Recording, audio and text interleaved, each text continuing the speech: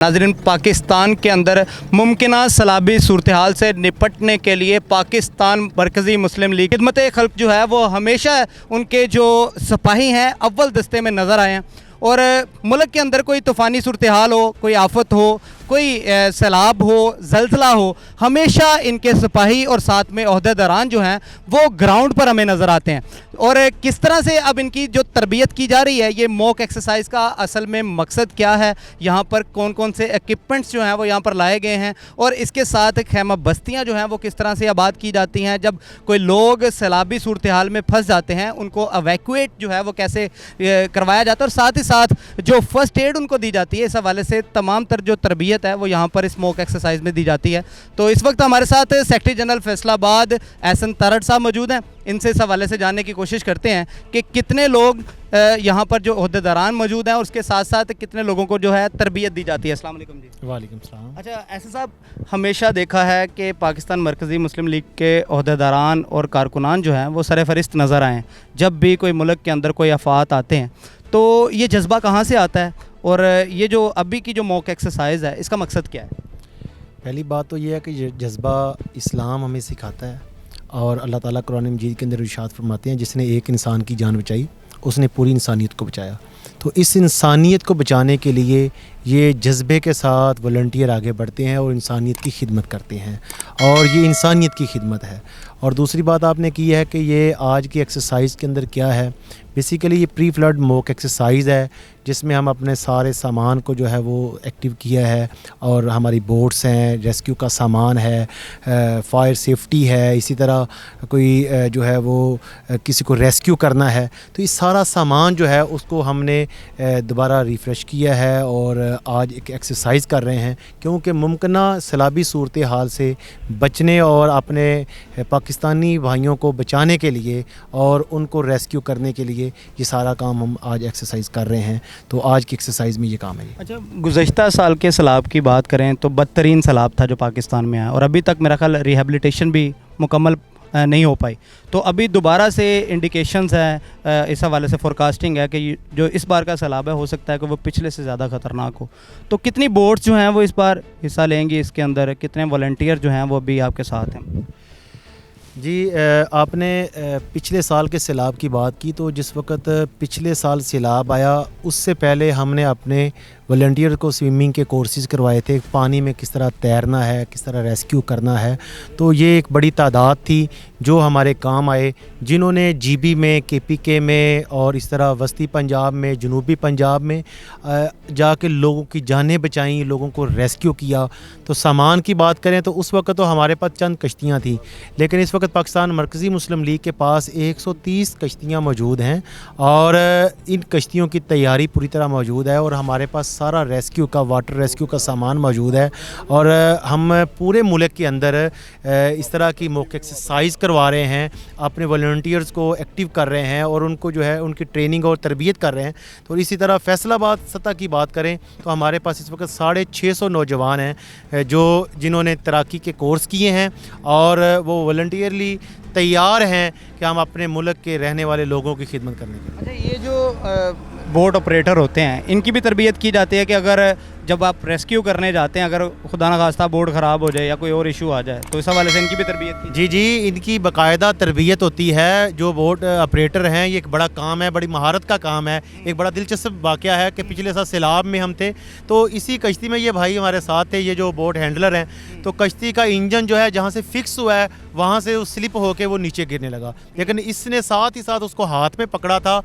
Engine सारा पानी में चला गया, पानी का भी बहाव बहुत तेज़ था, लेकिन इस भाई ने पकड़ा, इंजन वाटरप्रूफ था, और पकड़ के ऊपर हमने जब 2-3 लोगों ने उठाया उसको, तो फिर दोबारा से ही उसी सैलाब में तेज़ पानी में उसी इंजन को हमने खुश्क करके जब चलाया तो वो स्टार्ट हो गया। तो फिर हम महफूज जगह पर पहुँचे। तो इनकी तरबियत होती है। आज हमने 100 से ज़्यादा नौजवानों को हमने बोट हैंडलिंग की सर्टिफिकेट भी देने हैं, और उनको ये ट्रेनिंग दिया। इस सुबह से एक रोज़ा हमारी बोट हैंडलिंग की एक क्लास चल रही थी, हमने नौजवानों को बोट हैंडलिंग सिखाया है। जी, मैं चाहूँगा कि जो बोट ऑपरेटर है उनसे भी, उनका भी मौक़िफ़ लें, उनसे भी बात करें कि कब से इधर अटैच हैं। अस्सलाम वालेकुम जी। क्या नाम है आपका? मोहम्मद आसफ। अच्छा आसफ साहब, ख़ुद को ख़तरे में डाल के लोगों को बचाने जाते हैं, तो ये जज्बा कहाँ से पैदा हुआ आपके अंदर? ये बस अल्लाह ताला की तरफ से ना, अल्लाह ताला इसमें मदद करता है हमारी। तो अल्हम्दुलिल्लाह हम जमात के साथ ही काम कर रहे हैं शुरू से ही, तो लोगों की खिदमत कितना करना। अरसा हो गया आपको इनके साथ अटैच हुए? 12-14 साल हो गए। 12-14 साल हो जी जी।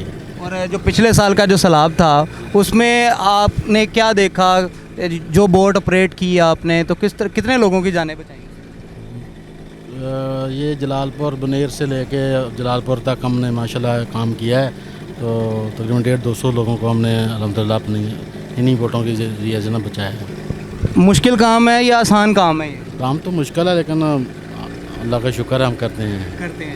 चलो जी, ये हिम्मत आ जाती है जब अल्लाह का काम करना हो, लोगों की खिदमत करनी हो। तो ये आप देख सकते हैं जी, फैसलाबाद और चनियोट के संगम पर आज यहाँ पर मॉक एक्सरसाइज करवाई जा रही है। नाज़रीन, इस वक्त हमारे साथ सदर शोबा खिदमत खल्क फैसलाबाद डॉक्टर ज़फ़र चीमा साहब मौजूद हैं। इनसे भी जानने की कोशिश करते हैं कि आज की जो ये तरबियत करवाई जा रही है क्या मकसद है इसका। अस्सलाम वालेकुम जी। वालेकुम सलाम।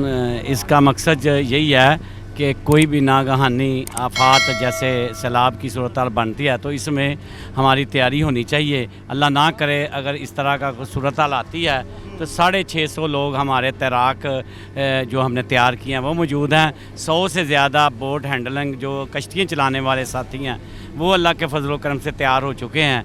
कश्ती हमारी तैयार है, हमने सारी कश्तियों को रन किया है, तैयार किया है और आज मॉक एक्सरसाइज के ज़रिए इनका जायज़ा ले रहे हैं। तो अल्हम्दुलिल्लाह अल्लाह के फजल करम से हम इस हवाले से तैयार हैं।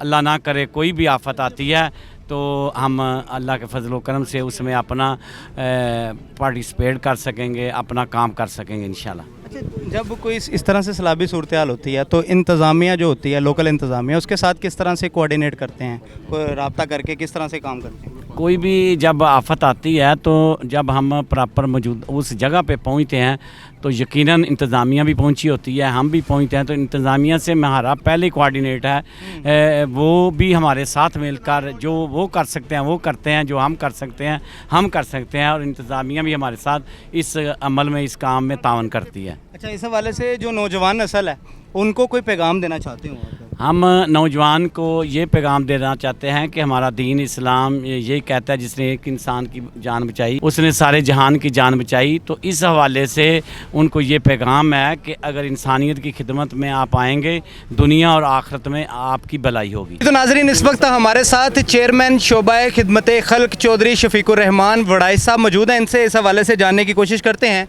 कि आज की इस मॉक एक्सरसाइज का क्या मकसद है। अस्सलाम वालेकुम सर। वालेकुम सलाम रहमतुल्लाह जी। क्या मकसद है आज की इस मॉक एक्सरसाइज का और क्या क्या इक्विपमेंट्स जो हैं वो यहाँ पर रखे गए? ये जो हम इस वक्त फैसलाबाद के अंदर प्री फ्लड मॉक एक्सरसाइज कर रहे हैं ये हमारा हर साल की रूटीन का हिस्सा है।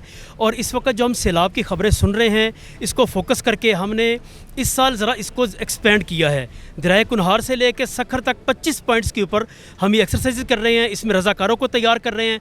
हमारी कोशिश ये है कि हमारे 30,000 रज़ाकार इन तमाम इलाकों में तैयार हों, जिनको बाकायदा बोट हैंडलिंग आए, जिनको पता हो कि हमने बचना कैसे है, लोगों को कैसे बचाना है। इसी तरह फायर फाइटिंग के हवाले से आपने यहाँ देखा सामान पड़ा हुआ है, बहुत सारा इंस्ट्रूमेंट इस तरह का पड़ा हुआ है। अगर रोड के ऊपर कोई एक्सीडेंट हो जाए, कोई बिल्डिंग कोलैप्स हो जाए, उसमें हम किस तरह इफ़ेक्टिवली काम कर सकते हैं। तो अल्हम्दुलिल्लाह इस हवाले से ये सारी हमारी तैयारी जारी है। अच्छा, अक्सर देखा है जब भी मुल्क के अंदर कोई आफात आती है, ज़लज़ला आता है, सैलाब आते हैं, तो आपके जो सिपाही हैं वो सरे अव्वल दस्ता जो है वो हमें नज़र आता है।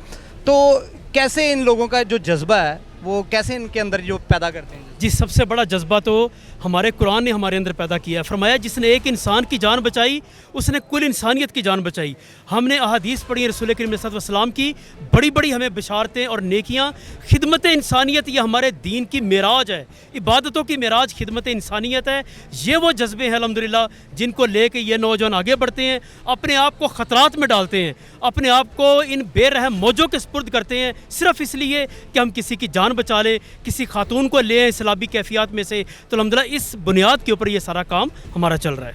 भाई साहब, ये बताइएगा कि आप लोग मिल के नौजवानों को जो है इनकरेज भी करते हैं, उनको हुब्बुल वतनी का जज्बा उनके अंदर पैदा करते हैं, जिनको सैलाब के अंदर से बचाया जाता है उनके लिए खाने पीने के भी बंदोबस्त करते हैं। तो ये तमाम तरीका कैसे, मतलब आपका कैसे दिल करता है, कैसे जज्बा आपके अंदर पैदा होता है? ये जज्बा अल्लाह ताला ने पैदा किया है और हमारे भाइयों ने हमें अमदाद दी है, अमदाद देते हैं। वो देखते हैं कि एतमाद करते हैं कि जो हमारे पैसे हैं जो भी है वो सही जगह पे जा रहे हैं।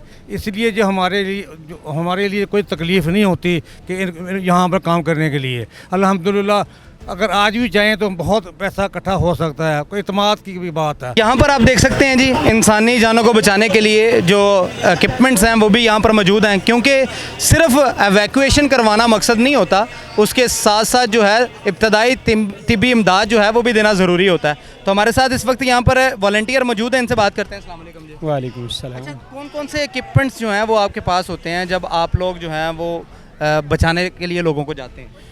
रोड एक्सीडेंट की सूरत में फ़र्स्ट एड का सामान और रोड एक्सीडेंट्स के हवाले से साइंस, ताकि मज़ीद एक जगह हादसा हुआ है उसकी तरफ और लोग ना आए, तो कोने या बाकी चीज़ें, रिफ्लेक्टर वगैरह वो सारी चीज़ें मौजूद हैं। उससे आगे फ़र्स्ट एड का स्टेप आ जाता है। तो फ़र्स्ट एड के लिए भी मुकम्मल फ़र्स्ट एड किट, और हत्ता कि जब हम नए भाइयों को ट्रेन करवाते हैं तो उसके लिए भी मुकम्मल इक्विपमेंट्स मौजूद हैं।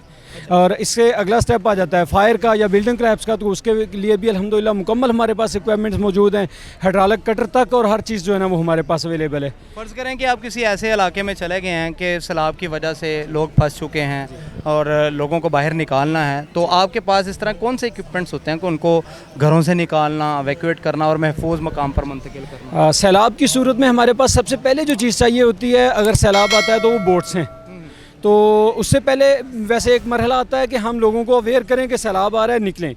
उनको निकाला जाता है, तो अगर वो नहीं निकलते, पानी आ चुका है, तो फिर बोट्स के ज़रिए निकालते हैं। फिर अल्लाह ना करे कोई हादसा हो जाते हैं, कोई अल्लाह ना करे कैजुअल्टी हो जाती है, कोई इंसान डूब जाता है, तो उसके लिए स्क्यूबा सिलेंडर्स मौजूद हैं।